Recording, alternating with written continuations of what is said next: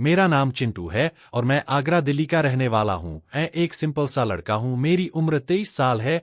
यह कहानी आज से 2 साल पहले की है। इस कहानी की नायिका मेरे गांव की भाभी और मेरी है। भाभी का घर हमारे पड़ोस में ही था। भाभी के हस्बैंड उनके साथ नहीं रहते थे। एक दिन मैं भाभी के घर गया तो उन्हें देखकर तो मेरे होश ही उड़ गए। भाभी को मैं लगातार देखे ही जा रहा था। अब भाभी भी बहक चुकी थी। शायद भाभी को भैया की कमी महसूस हो रही थी। तो यह कहानी तब की है जब मैं अपने कॉलेज की छुट्टियों में घर आया था। घर आकर मैं नहाया धोया, फ्रेश हुआ और बाहर आया तो देखा हमारे घर पर एक पड़ोस की भाभी आई हुई थी। उनका नाम रोशनी था। वह दिखने में थोड़ी सांवली सी थी लेकिन दिखने में बहुत अच्छी थी। रोशनी भाभी की 3 बेटियां हैं और एक बेटा था। मेरी नज़र उनकी बड़ी बेटी सोनी पर थी। सोनी तो हूर परी जैसी लग रही थी। दोनों को देखकर ऐसा लग ही नहीं रहा था कि दोनों माँ बेटी है। वह दोनों बहनें लग रही थी। भाभी ने अपने आप को बहुत अच्छे से मेंटेन कर रखा था। भाभी का हुस्न क्या बात है। बेटी को देखते ही मुझे कुछ कुछ होने लगता था। वो इतनी खूबसूरत, मैं जब भी उसे नजरें गड़ा कर देखता तो वह अपना फेस नीचे कर लेती थी। वह मेरी ही हम उम्र थी। उसकी उम्र 23 साल थी। सोनी ने इसी साल बीए में एडमिशन लिया था और आगे चलकर वह शहर में अपनी पढ़ाई करने चली जाएगी। मैंने कहा, सोनी तुम मेरे शहर चलकर पढ़ाई करना, बहुत अच्छे कॉलेज है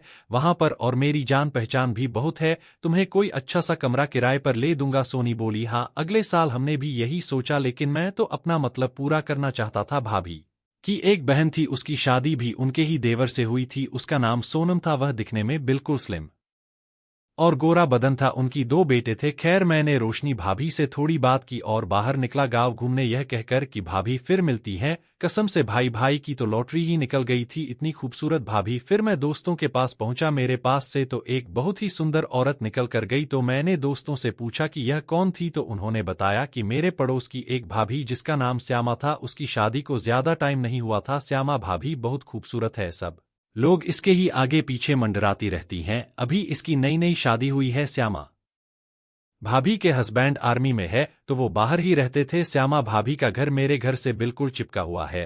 मैंने अपनी छत से कई बार उन्हें देखा है। अब कुछ ही दिन गांव में ऐसे ही रहा, सबसे घुला मिला बातें की। फिर एक दिन सोनी भाभी अपनी माँ का फोन लेकर मेरे पास आई। सोनी रोशनी की बेटी, वह भी एकदम फूल सी नाजुक कली थी। सोनी ने उस समय डीप कले वाला सूट पहना हुआ था और मैंने उसका फोन देखा। फोन देखने के बहाने मैंने सारा सोशल प्लेटफॉर्म चेक किया। मुझे तो वैसे भी उसके टॉक बैक का ऑप्शन ऑन हो गया था। वह मैंने ठीक किया और लगे हाथ उसका। फिर मैंने अपनी एक फेक वाली आईडी बनाई जिससे मैंने अनजान बनकर उस आईडी पर मैसेज किया। रात को रिप्लाई आया। फिर थोड़ी देर बाद बातें की तो पता चला कि भैया अब पहले की तरह रोशनी भाभी को प्यार नहीं करते हैं। तो वह तो भाभी ने अपनी फोटो भेजी, उसमें वह बहुत सुंदर लग रही थी। मैंने भाभी से ऑडियो कॉल पर करने को बोला। पहले तो मना करने लगी, फिर वह बोली कि वह बिना चेहरा दिखाए ही बात करेगी। फिर हमने वीडियो कॉल पर बात करी। फिर सुबह मैं उनके घर पहुंच गया। उनके पास उन्होंने एक लाल रंग की साड़ी पहनी हुई थी जिसमें वह इतनी सुंदर लग रही थी कि शराब का नशा भी फीका लगने लगी। वह उस समय झाड़ू लगा रही थी और बच्चे स्कूल गए हुए थे और भैया दुकान पर थे। फिर कुछ इधर उधर की बात करी। मैंने उसे फ्लर्ट करना शुरू कर दिया। मैं, वैसे भाभी कुछ भी कहो, भैया की तो मौज है। भाभी वो कैसे, इतनी सुंदर बीवी जो है, मैं इतनी भी सुंदर नहीं हूँ जितनी तुम तारीफ कर रहे हो।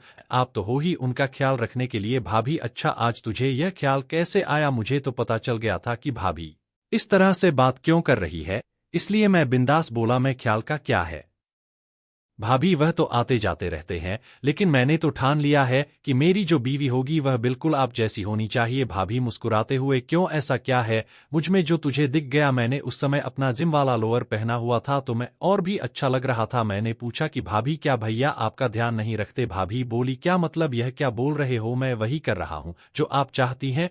मैं देख रहा हूँ या आप ज्यादा किसी के साथ हंसती बोलती नहीं है? भाभी बोली, ऐसा कुछ नहीं है, बस मैं घर के कामों में ही व्यस्त रहती हूँ। फिर अचानक से मेरी नज़र दरवाजे पर खड़ी एक जवान लड़की पर गई। वो लड़की और कोई नहीं थी, रोशनी भाभी की बेटी सोनी थी जो अपने माँ को देख रही थी। थोड़ी बातें करने के बाद मैं भाभी के घर से वापस आ गया। क्या बताऊँ, रात को सोते वक्त मुझे भाभी का ही ख्याल बार बार आ रहा था। सोच रहा था कि भाई ने क्या किस्मत पाई है, काश मेरी किस्मत भी ऐसी होती। फिर दूसरे दिन दोपहर को जब मेरे घर पर सब सो गए थे, गाँव में ज्यादातर गर्मी में सब सो जाते हैं, तब मैंने सोनी को बुलाया तो वह जल्दी ही मेरे पास आ गई। जैसे ही वह मेरे सामने आई तो मैं उसे देखता ही रह गया। उसने एक टाइट जीन्स पहन रखी हुई थी, बहुत खूबसूरत लग रही थी वह। मैंने पूछा, भाभी क्या ख्याल है? भाभी बोली, मेरा तो कुछ भी ख्याल नहीं है, तुम्हारे भैया अभी तक छुट्टी से वापस नहीं आए हैं और मैं यहाँ अकेली ही रहती हूँ बच्चों के साथ, और बच्चे भी स्कूल चले जाते हैं और मैं घर में अकेली रह जाती हूँ। मैंने भाभी को बोला, अगर आप चाहो तो नौकरी कर सकती हो, क्योंकि आप 12वीं पास हो, आपका टाइम भी आसानी से पास हो जाया करेगा। गाँव में छोटे